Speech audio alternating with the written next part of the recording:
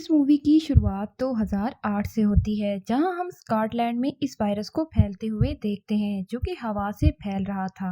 इस वायरस का नाम रीपर है। कोई भी इंसान इसके कांटेक्ट में आता है तो पहले इसको तेज फीवर हो जाता है और फिर वो खून की उल्टियां करके बुरी तरह से मर जाता है। स्कॉटलैंड यूनाइटेड किंगडम का हिस्सा है, तो वहाँ की गवर्नमेंट स्कॉटलैंड के चारों तरफ 30 फुट ऊंची दीवार बनाकर इसे चारों तरफ से घेर लेती है, ताकि वो वायरस बाकी देशों में ना फैले।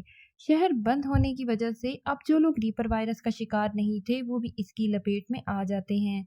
इन लोगों के पास अब कोई दूसरा ऑप्शन भी नहीं था, क्योंकि वो दीवार के चारों साइड से सोल्जर्स पहरा दे रहे थे और जो लोग बाहर निकलने की कोशिश करते थे वो इनको मार देते थे। इसके बीच हम एक औरत को देखते हैं, जो कि छोटी बच्ची के साथ एक हेलीकॉप्टर के पास आती है, जहाँ कुछ सोल्जर्स भी थे। वो इनको बार बार रिक्वेस्ट करती है कि इनके बच्चों को अपने साथ ले जाएं। वो औरत वायरस से इन्फेक्टेड नहीं थी। वो सोल्जर हेलीकॉप्टर से उतरकर इस बच्ची को अंदर बिठा लेता है और तभी वहाँ के लोकल लोग इस हेलीकॉप्टर पे हमला कर देते हैं, जिनको वो औरत और सोल्जर रोकने की कोशिश में मारे जाते हैं और बाकी सब इस हेलीकॉप्टर से बच्चों समेत सही सलामत वहाँ से निकल जाते हैं। अब हम शहर के अंदर के हालात को देखते हैं, जहां लॉ एंड ऑर्डर पास ना होने की वजह से लोग आपस में एक दूसरे को कत्ल और रेप कर रहे थे। ना वो बाहर जा सकते थे और ना ही वो अंदर महफूज थे। स्कॉटलैंड पूरी तरह से तबाह होने लगा था। स्कॉटलैंड की हालत देख दुनिया के बाकी मुल्कों ने यूके का खुलकर विरोध किया, जिससे यूके के शेयर्स पूरी तरह से डाउन हो गए थे और वो कंगाली की हालत में आ गए थे। लोग बेरोजगार और गवर्नमेंट बहुत ही ज्यादा लाचार और बेबस हो गई थी।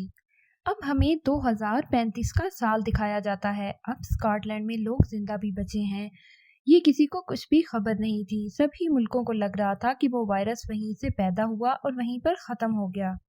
फिर एक रोज अचानक कुछ सोल्जर लंदन में लाए जाते हैं और वहां पे रूटीन चेकअप में कुछ लोगों को रीपर वायरस से इन्फेक्टेड पाया जाता है, जिसमें एक बार फिर मुल्क में हाई अलर्ट जारी हो जाता है। और इस वक्त के प्राइम मिनिस्टर जॉन एक मीटिंग करते हैं और वहां लंदन में लॉकडाउन लगाकर लोगों को क्वारंटाइन किया जाएगा। यानी अब वहां स्कॉटलैंड वाले हालात होने लगे थे। मीटिंग के बाद जॉन और उसका खास आदमी जॉन नैंसल वो एक कॉन्फिडेंशियल फाइल में कुछ फोटोज को देखते हैं, जिसमें स्कॉटलैंड की कुछ तस्वीर थी और इसमें कुछ लोग देखने को मिलते हैं। अब स्कॉटलैंड के लोगों को तो उन्होंने मरने के लिए छोड़ दिया था, तब उन्होंने एक सैटेलाइट वहां पर नजर रखने के लिए लगाई हुई थी। एक टीम बनाने को बोलता है, जिसकी लीडर एडन थी। एडन वही लड़की थी जिसको शुरुआत में आर्मी वालों ने हेलीकॉप्टर से बचा लिया था। अब एडन आर्मी के बेस कैंप में आकर बाकी टीम से मिलती है, जिसमें सर्जन नॉर्टन और डॉक्टर स्टाइलिंग और कुछ सोल्जर थे। तुरंत वो सब एक टैंक में बैठ जाते हैं और स्कॉटलैंड के अंदर चले जाते हैं।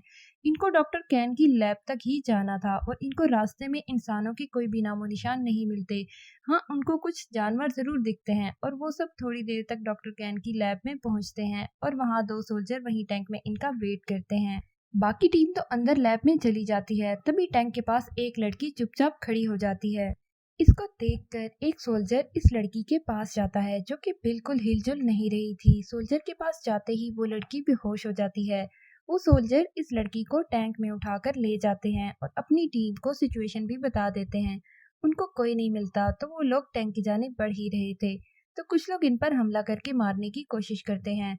सोल्जर भी आगे से फाइट बैक करते हैं। इन खूंखार लोगों की तादाद इतनी ज्यादा थी, वो सब बहुत ज्यादा खतरनाक थे। डॉक्टर सार्जन नॉर्टन और डॉक्टर ट्रेलिंग वहां से बचाकर दूर ले जाते हैं। इधर टैंक में बेहोश लड़की भी होश में आ जाती है और वह सबको मार देती है। आखिर में सिर्फ एक एडन और एक डॉक्टर टेलीबोर्ड इन अजीब से लोगों के हाथों पकड़े जाते हैं और ये सब लोग स्कॉटलैंड के लोग ही थे। क्वारंटाइन होने के बाद जब इनका खाना खत्म होता है तो वो एक दूसरे को ही खाने लगते हैं और इनके बच्चे भी इसी तरह से कैनिबल बनने लगते हैं। इन सब का एक लीडर भी था, जिसका नाम सॉल है।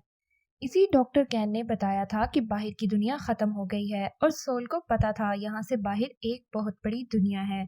एडन को देख अब वो अपने साथियों को भी यकीन दिला देगा और फिर अपनी सल्तनत के साथ पूरे यूरोप पे हमला करेगा। अब वो सब डॉक्टर टेलबोर्ड को जिंदा जलाकर मार देते हैं और इसकी बॉडी को खाने लगते हैं। उधर एडन जेल में बंद थी। इसके लिए कोई शख्स खाना लाता है। इसको बातों में उलझाकर एडन इसको मार देती है और जेल की चाबियां भी ले लेती है। अब एडन नॉर्टन और स्टाइलिंग को रेलवे स्टेशन पर बुला लेती है। और अब इधर सॉल के लोगों को पता चल गया था कि इसकी गर्लफ्रेंड मारी गई है और एडन भी दूर है।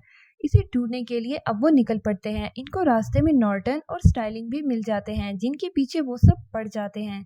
उधर स्टेशन पर कैली को इसका एक साथी मिलता है, जिसे वो ट्रेन चालू करने का बोलती है।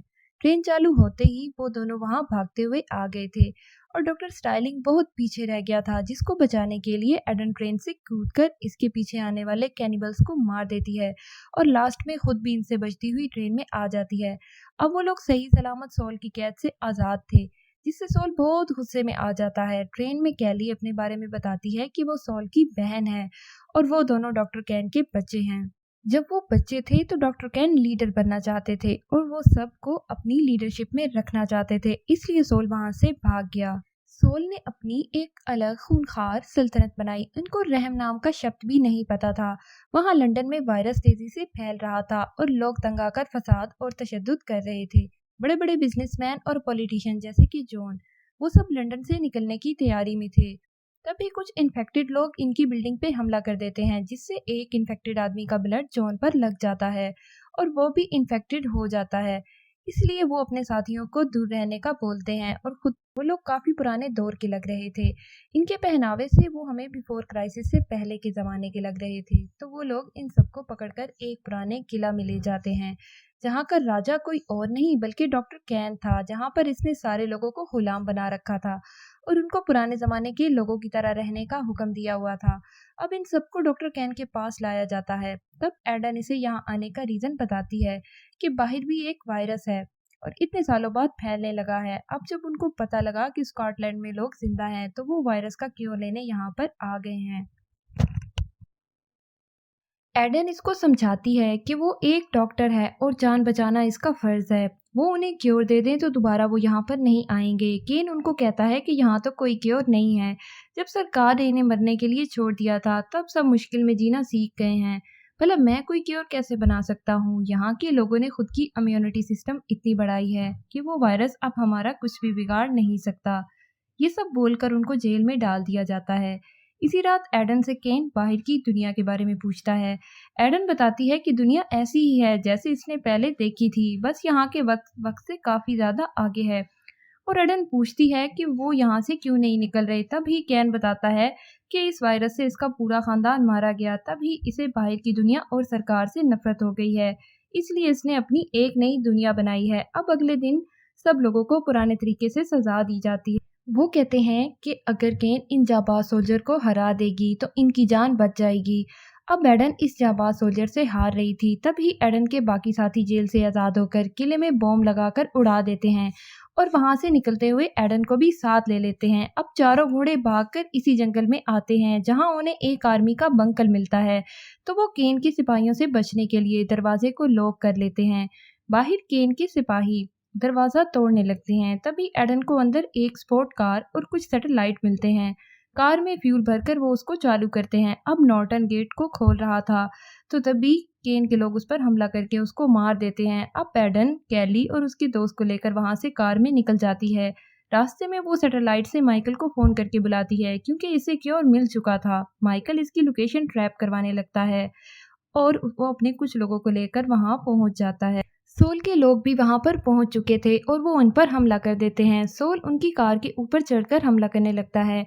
रास्ते में एडन को एक बस खड़ी हुई मिलती है। एडन वो कार उस बस के अंदर घुसा देती है, जिससे वहां पर ब्लास्ट होता है और सोल का सर कटकर बॉडी से अलग हो जाता है। अब सवाल ये था कि इन लोगों ने इनका पीछा भी छोड़ दिया था। अब थोड़ी देर में माइकल अपने साथियों के साथ वहां आकर एडन से क्योर मांगता है।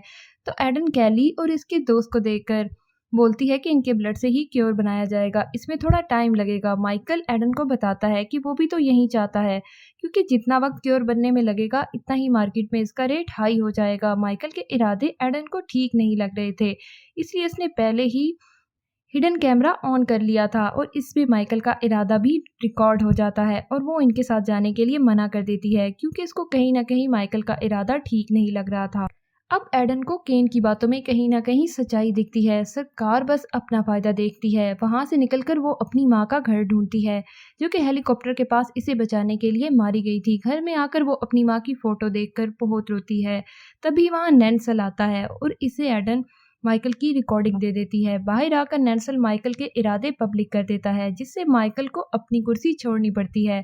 एडन सॉल की गर्दन लिए स्कॉटलैंड में दाखिल होकर उन लोगों के सामने इसकी गर्दन को फेंक देती है और इन लोगों को इसको खाने का बोलती है। एडन की बहादुरी देखकर सब लोग इसे अपना नया लीडर मान लेते हैं। यूं इस मूवी का एंड हो जाता है।